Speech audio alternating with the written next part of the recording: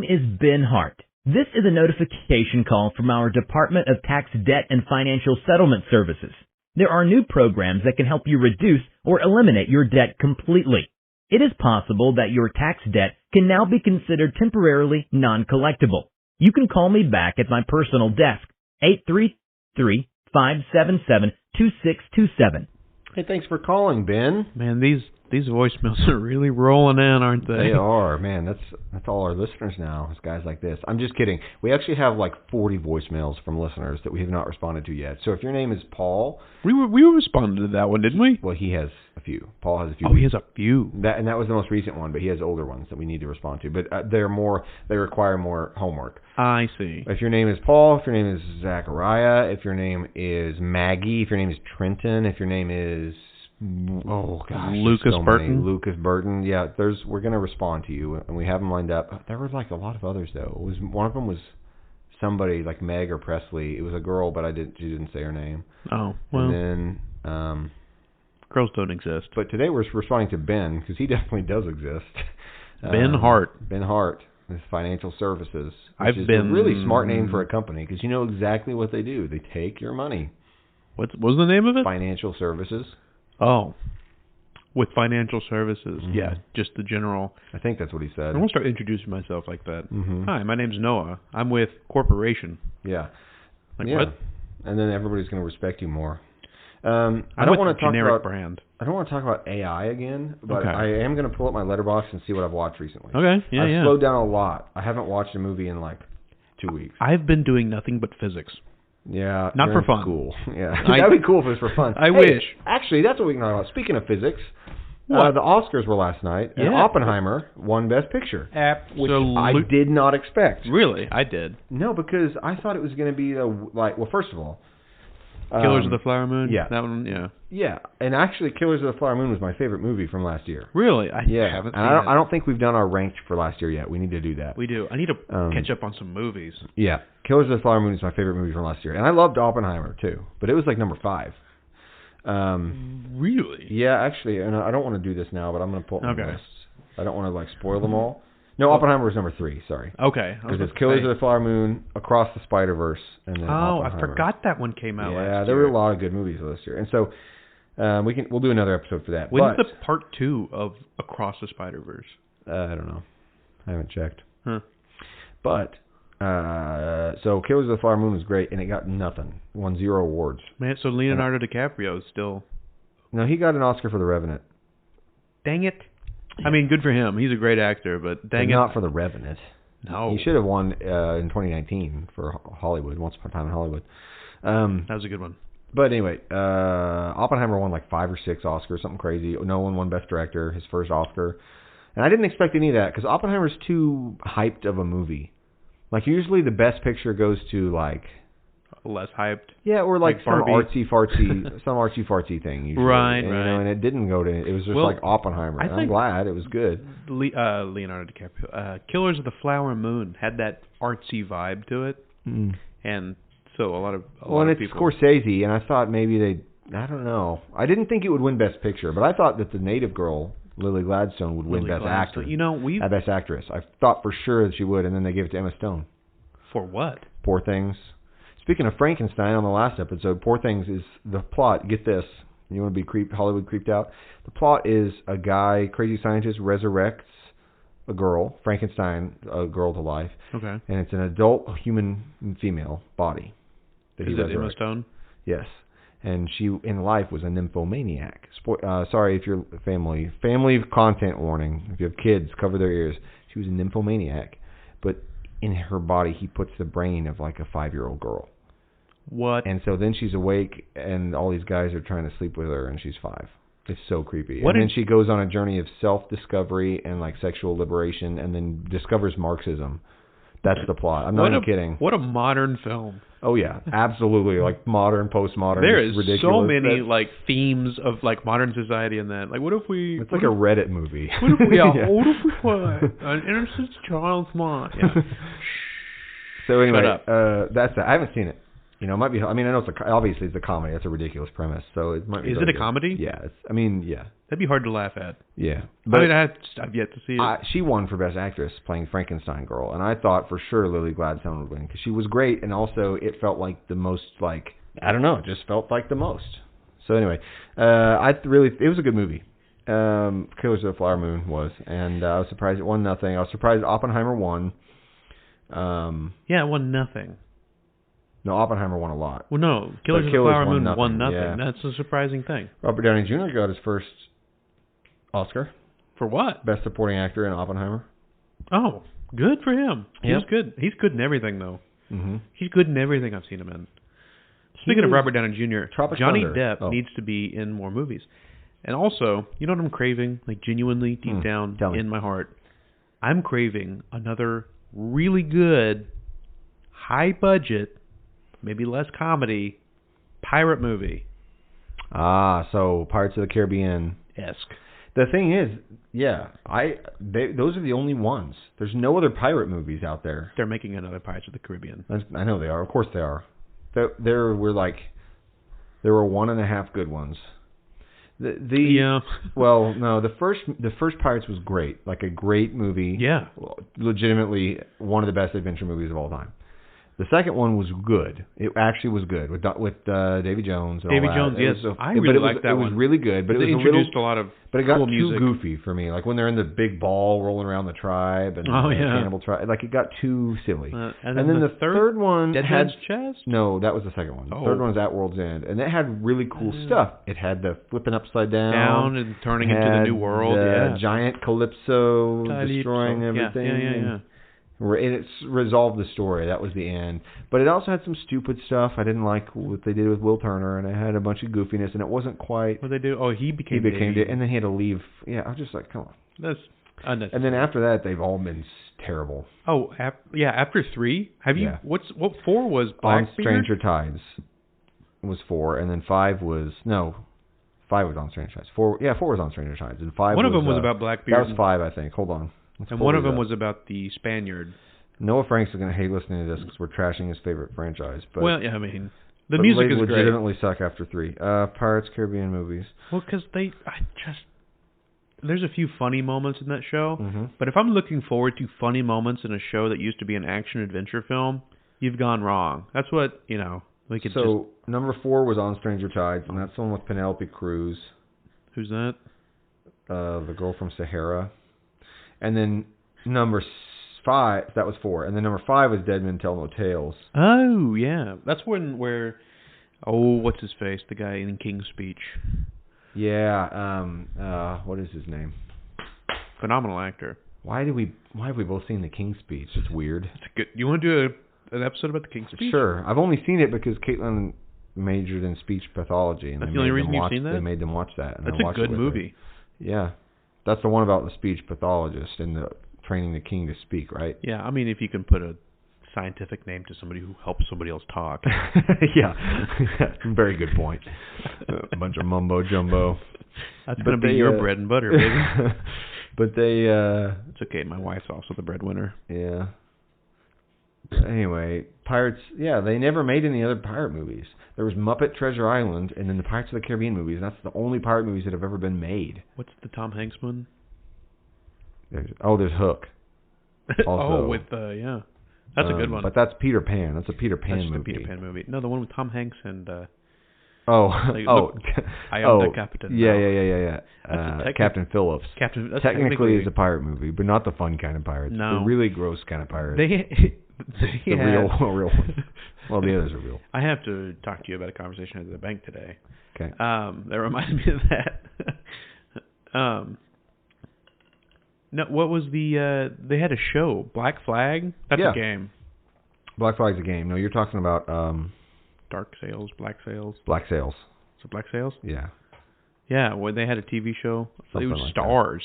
It was on Stars. I know. I tried to subscribe to watch it, and then it was a Stars show. So I stopped because of the content. They just try to be raunchy to be raunchy. Yeah. Like let's push the boundaries. It's like watching the first season of any HBO show. Gosh. And they do that, and then they stop because it's season 2, and they don't have to anymore. Like, why do you do that? Because they're HBO. They have the hype to live up to. Mm-mm. I want to see so many gross body parts. In your HBO show? In my HBO show. Hot Bodies Only, HBO. Hot Body, is that what it is? No. Amazon's I don't getting actually into that know realm. what it stands for. Amazon's getting to like... Well, every streaming service now there's no rules because it's not on TV. So. But I feel like Amazon especially, because they don't really have any kind of like... I mean, if that show doesn't do good, oh well, we're Amazon. Yeah. Our streaming service is like our fourth most important thing to us. Yeah. Yeah. So Amazon can do whatever they want and get away with it. Yeah. I love that. There are overlords. Well, I mean, yeah. But I was going to pull up and see what I watched recently because there was something that was interesting. Speaking of dystopia, go ahead. My Amazon account got me a discount for good food. Really? What does Healthy that mean? Food. They own Whole Foods. And so at Whole Foods, when I went to go check out, they're like, "Do you have an Amazon Prime account?" And I said, I do. And they're, "Oh, well, your entire order or your entire purchase is eligible for 10% off." It's like, because I have a Prime account? And they're like, "Yep, we're owned by Amazon." And then Crazy. They had a thing where you can scan the palm of your hand to pay. No, they didn't. They absolutely did.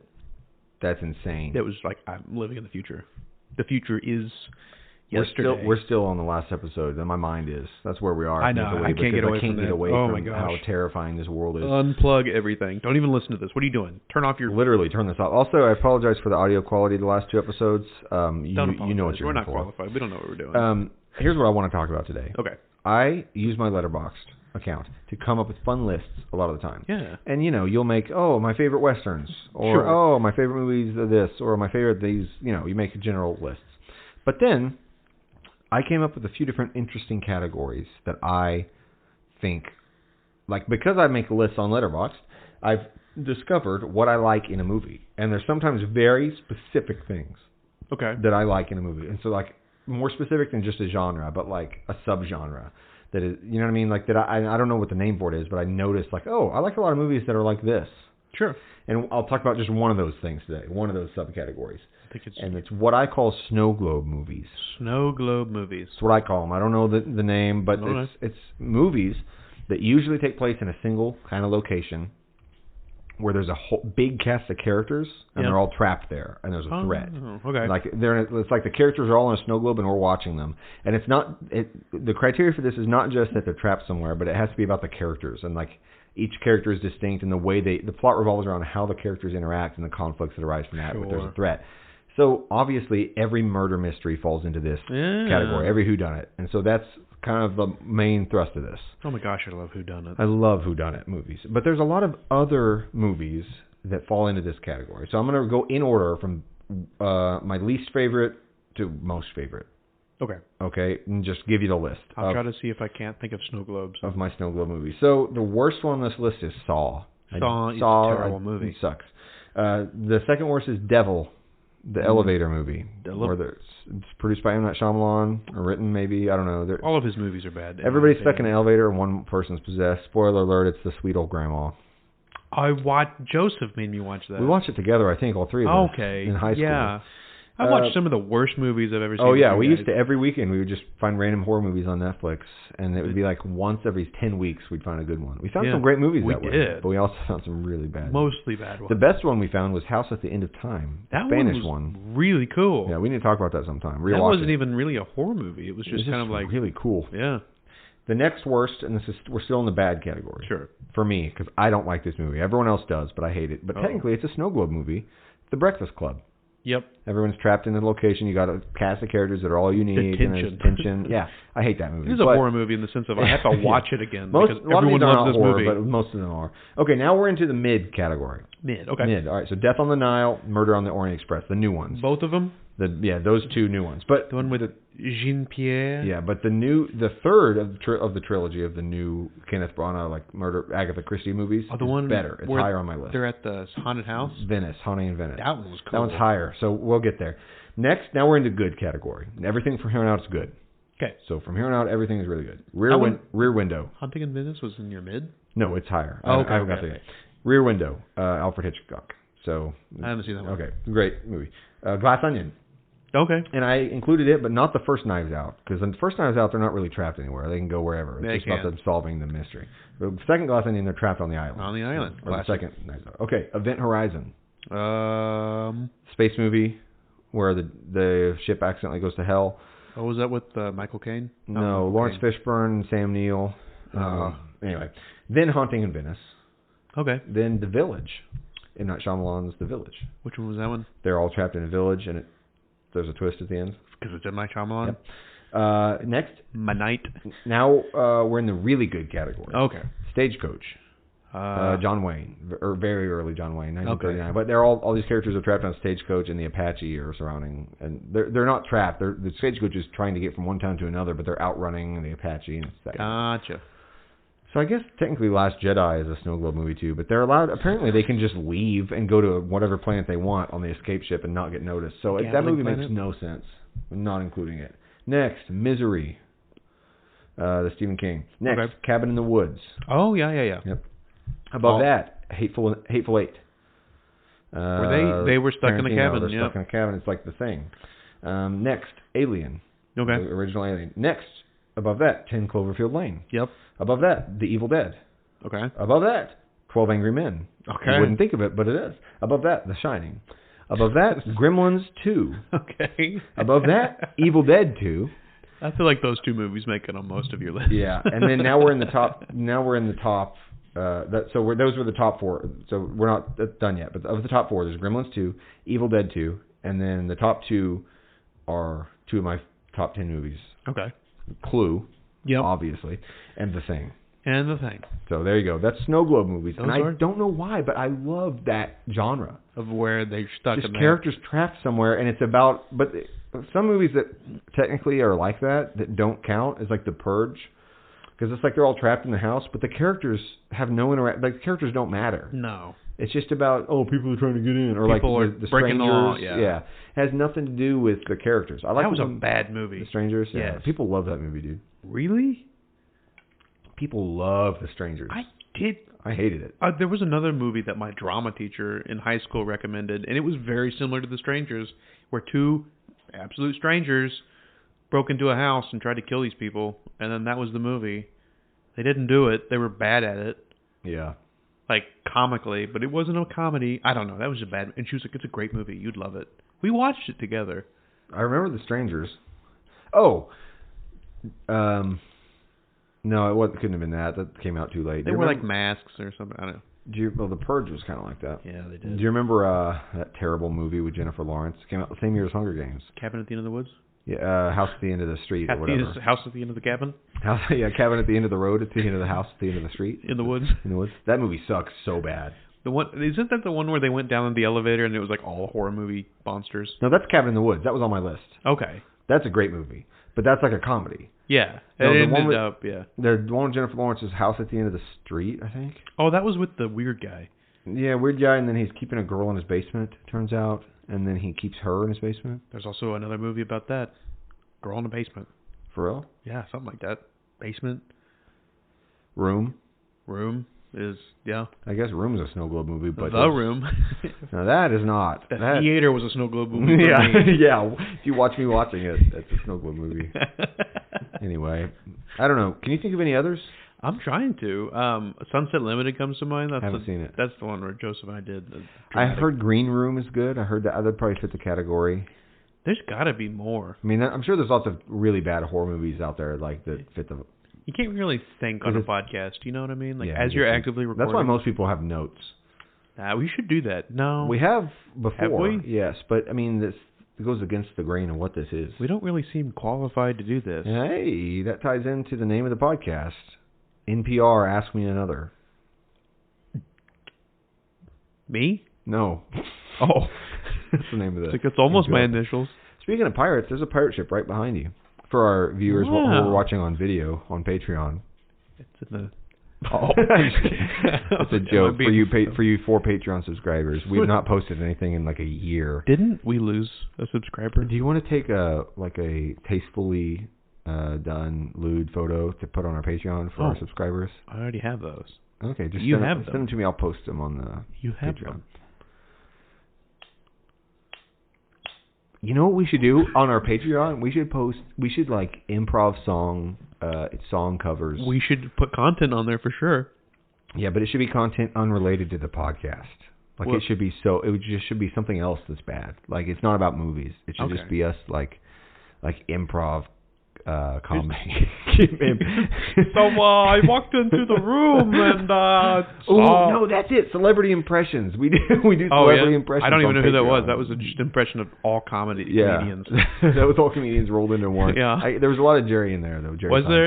Yeah. Well, he takes up a lot of space in that world. Just in general. Yeah, I don't know. He's not that big. No, I mean not physically. Oh, just spiritually. He is a verbally obese person. That's so good. I'm gonna get a T-shirt that says "verbally obese" in Comic Sans font. That's awesome. Wingdings. No, wingdings. No, that's something. Papyrus. Well, speaking of Papyrus, they're making so many Avatar movies, and they're all bombing. Speaking of Papyrus, why did he use Papyrus? It takes me out of the movie every time. Avatar. Like you use a Microsoft font for your title. You're saving money. Yeah, I guess.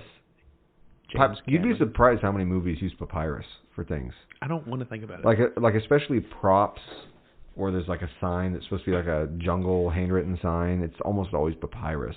Is it really? Yeah, it's just weird. Like, that doesn't even look jungly to me. It just looks bad. It looks like a cheap font that my 7-year-old self was like, this is cool to write my 4th grade essay to make my PowerPoint slides. Right. Yeah, for my presentation on Minneapolis, Minnesota. Yeah. And you're like, what? And your teacher's like, that was really good. All the words are misspelled. Yeah. Papyrus. Yeah. Papyrus? Just stick with Times New Roman. Or my new favorite. We should talk about fonts for a minute. Okay. My favorite, and I'm not even kidding, is Garamond. Garamond is good. It's really good. Those are my favorite type of fonts. Serif fonts. I love those. And you know what my favorite one is? It's very similar to Garamond, but it's different. And I found it because in my paperback copy of The Hobbit, it's the font that's used. Okay. And I was like, I love the font of this book. As I was reading it, I was like, what is this? It looks so good. And it's very similar to Garamond. It's very close, but it's called Centaur. You have to download it. It's not default on Windows, but you can download it for free, and I'll show you what Centaur font. Gosh, your keyboard is so loud. Yeah, it's so that people on the podcast know that I'm typing. Oh, yeah. I like that. Yeah, it's just like that's it's like so Garamond, clean. But very similar. And like anytime I make like a Facebook post with a image, I use Centaur. I use Centaur, so let me show you. Like that, it looks good. That looks nice. No, it looks. I can see it looks very Lord of the Rings. It does, and that's why. And it's also called Centaur. It's like a mythical creature. It just feels like it. It just works. Yeah. I just like it. I don't know. I see it. I see the appeal. That looks really. For somebody who nailed fonts.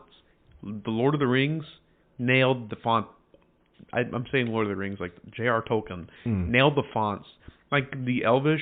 Yeah, all his handwriting was like incredible. Immaculate. But have you seen that video of him writing in Elvish during an interview? I'm going to show you right now. I don't even care. We're on the podcast. No, do it. But dude, this penmanship is one thing I can talk about for hours.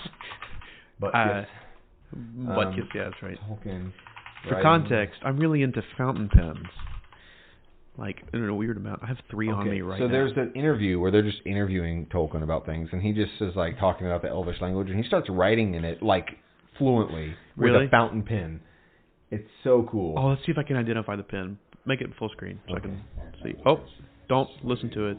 Don't listen to this ad, guys. Don't listen to this ad. Paramount Plus is Harrison Ford? Yeah, whatever.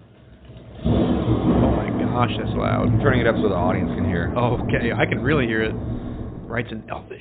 Languages have a flavour to me, which I never understand people saying, for instance, there's awfully dry and dull, because a new language to me is just like taking a new wine or a new sweet beet or something. It's so low res, but I can see it. In Elvish, my writing is very inferior to the old. Standard reading and meeting. It's such a perfect line. And he's doing it from memory, too. Like, he knows the Elvish language by heart. What's he say, I wonder? Your mother. I don't know. It's like his line is so nice, and he's holding that. I think that's... Look the way... Yeah, I know. Look at his immaculate thumbnail, too, his fingernails. I think that's Elvish for Do You Like Ligma? Stands for Ellen Sila Lumen Aumentielvo. Ellen Sila Lumen Aumentielvo. What the heck? Yeah. He just did that. Yep. I couldn't tell what kind of pen that was. It looked like... Well, it's probably 100 years old, so... What happened to him? He died. That's too bad. 1976? In the 70s he died. No, it's probably earlier now. It's probably 71 or 2. He definitely died in the 70s. Well, good for him. When was he born? 1890? Didn't... You know, one thing I forget about often, and I don't want to say this and recording it just in case I'm wrong. Do you want me to pause? No, I'm just going to say it. Okay. Didn't he write the dictionary?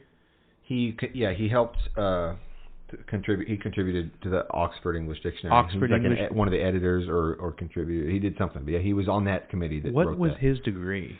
He was a linguist, so it was like linguistics and philology. Okay. So he studied language.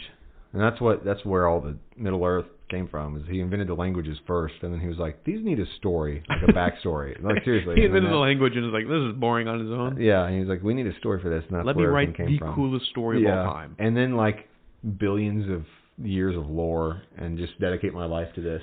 Didn't they have a show, The Silmarillion? Didn't Amazon release a Silmarillion? No, they did Rings of Power. So the Rings of Power show takes place between the Silmarillion and Are they doing the Silmarillion?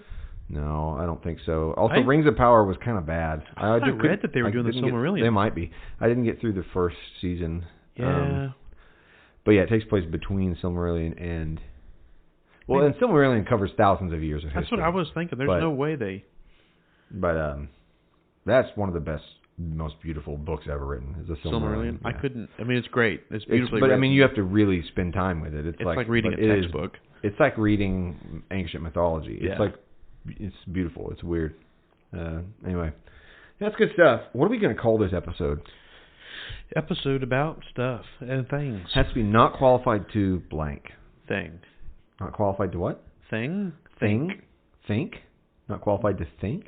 What's something we talked about in this episode? We talked about pirates. We talked about snow globe movies. We talked about Tolkien and fountain pens. We talked more about technology being not scary. Qualified to ramble. Yeah, I think that's probably already an episode. Not gonna lie. It's probably out there. That's every episode. Hey, this might be our 100th episode. We're getting close. Are we really? We might be over. I don't know. I need to check. Dang it. We should have a celebration of our 102nd Let's actually episode. Check. Let's actually check. So we're at... Let me look. We're still on season 3, by the way. For anyone wondering. Were there seasons of the podcast? Yeah. Really? Yeah. Hey, look, it's your name. Hey, my name's on there. As I'm last, but that's probably fine. Let's put you first. Nope. Let's put them in alphabetical order, I guess. Okay, how many episodes are there? All episodes. Can you just show me? I don't know how this thing works. Is it not? It doesn't say at the top the total. Have we recorded that many episodes? Oh yeah, we've got a lot. Let's see. Oh my gosh, people actually listen to them? Some people. Yes, actually. Although our listeners have been dwindling since the past couple months because we've been so inconsistent. Yeah, we're bad. We're bad. We are bad it's at just, this. We've been so inconsistent with what we're... It's so funny how getting older and getting more involved in stuff like education and jobs just absolutely eat up all your time. Yeah. There's got to be a way to balance that, right? Somebody's figured that out. Probably. I'm really still trying to figure out how many episodes we've done.